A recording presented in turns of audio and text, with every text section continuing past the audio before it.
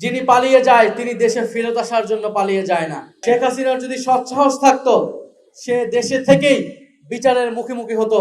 18-19 তারিখ উত্তরার আত্মত্যাগ রক্তাক্ত প্রান্তরে পরিণত হয়েছিল এই উত্তরার রাজপথ, এবং আমরা দেখেছিলাম 5ই আগস্টে তথা 36শে জুলাই উত্তরার সেই ঐতিহাসিক পদযাত্রা, যেখানে উত্তরা থেকে সারা বাংলাদেশের একটা প্রান্তের মানুষ এসে জড়ো হয়েছিল উত্তরায়।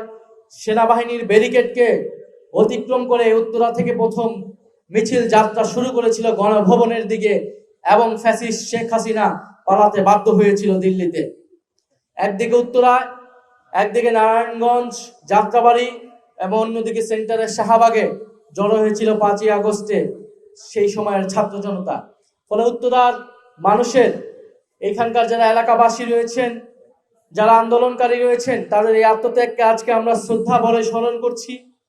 আজকে 19শে জুলাই এই রাতে গত 2 বছরে আগে আমি গুম হয়েছিলাম আমার সেই বনশ্রী এলাকা থেকে, এবং প্রচুর মানুষ সেই দিন কিন্তু গুম হয়েছিল, গ্রেফতার হয়েছিল। এই উত্তরায় ব্লক রেড দিয়ে বিভিন্ন বাসায় বাসায় গিয়ে পুলিশ ছাত্রদেরকে গ্রেফতার করে এনেছিল। ফলে 2 বছর গণ অভ্যুত্থানের অতিক্রম হয়েছে। আপনারা বক্তব্য শুনেছেন, শহীদ পরিবারদের আকুতির কথা শুনেছেন। তারা বেশি কিছু চায় না, তারা এখনো শুধু বিচারটা, ন্যায় বিচারটা নিশ্চিত হোক, এটাই সকলের দাবি। কারণ আমরা বিচারটা কেন চাই? আমরা বিচারটা এই কারণে চাই যাতে শুধু বাংলাদেশ নয়, পৃথিবীর বুকে আর কোনো স্বৈরাচার হয়ে ওঠার সাহস না পায়, আর কোনো স্বৈরাচার এভাবে নির্বিচারে মানুষের বুকে, ছাত্রদের বুকে নির্বিচারে গুলি চালানোর সাহস না পায়, এবং বাংলাদেশে আর কোনো স্বৈরাচার যাতে না হয়, সেই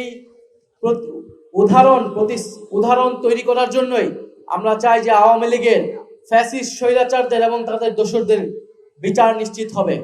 এবং যিনি পালিয়ে যায় তিনি দেশে ফেরত আসার জন্য পালিয়ে যায় না। শেখ হাসিনার যদি সৎসাহস থাকতো সে দেশে থেকেই বিচারের মুখোমুখি হতো।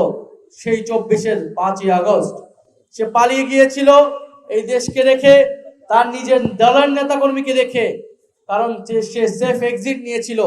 এই দেশের পুলিশ, ছাত্র জনতা সবাইকে বিপদে ফেলে দিল্লির দল হিসেবে স্থাপিত হয়েছিল, এবং শেখ হাসিনা আর কখনোই দেশে ফেরত আসবে না, এবং যদি আসেও তার জন্য অপেক্ষা করছে ফাঁসির দড়ি। এবং শেখ হাসিনা বা আওয়ামী লীগ রাজনৈতিকভাবে পুনর্বাসিত হওয়ার কোনো প্রশ্নই ওঠে না। শেখ হাসিনা এবং আওয়ামী লীগকে পুনর্বাসিত হতে হলে পুরো বাংলাদেশ নয়, এই উত্তরা থেকে যে রেজিস্ট্যান্স তৈরি হবে, উত্তরা থেকে যে প্রতিরোধ তৈরি হবে, সেই প্রতিরোধের মুখেই আওয়ামী লীগ এবং নতুন কোনো ফ্যাসিস্ট দাঁড়াতে পারবে না।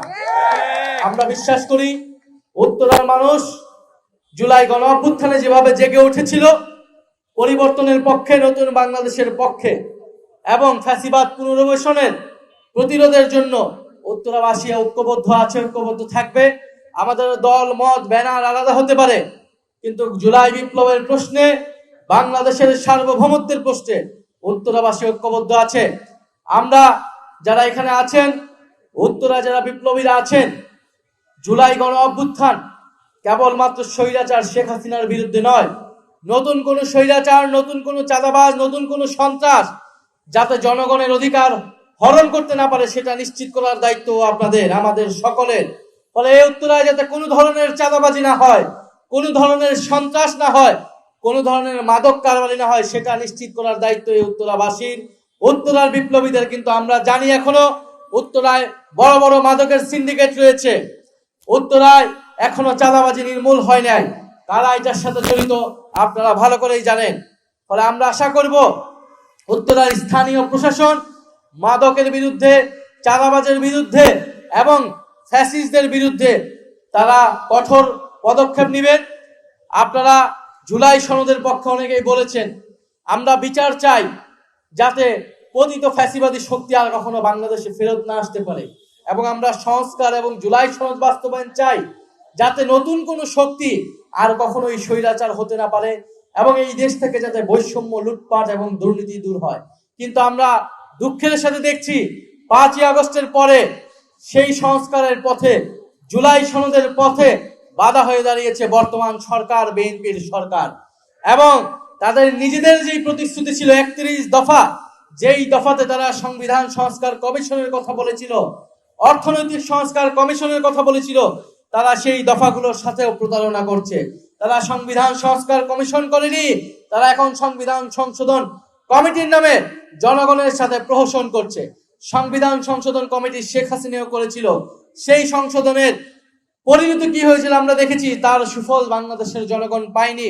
এই সরকার যদি সংশোধনের নামে নতুন কোনো পায়তারা করে, তত্ত্বাবধায়ক সরকার ফিরে এসেছে, কিন্তু তত্ত্বাবধায়ক সরকার কিভাবে গঠিত হবে সেই রূপরেখা এখনো তৈরি হয় নাই।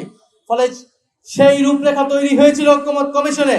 আমরা বিএনপি সরকারকে বলবো, আপনারা দ্রুত সময়ের মধ্যে গণভোটের গণরায়ের আলোকে জুলাই সনদ বাস্তবায়ন করুন। নোট অফ ডিসেন্টের আলোকে জুলাই সনদকে কলুষিত করতে গেলে সেটা জনগণ মেনে নেবে না, বিরোধী দল মেনে নেবে না, গণ আন্দোলনের মুখে আপনাদেরকে পড়তে হবে। ফলে আমরা আশা করব সরকার যে নেক্সট অধিবেশন আছে সেই অধিবেশনে দ্রুত সময়ের মধ্যে তাদের নিজেরা সংশোধিত হবে। সংবিধান সংশোধনের বদলে নিজেরা সংশোধিত হয়ে যেই 70% জনগণ হ্যাঁ এর পক্ষে ভোট দিয়েছে, সংস্কারের পক্ষে ভোট দিয়েছে,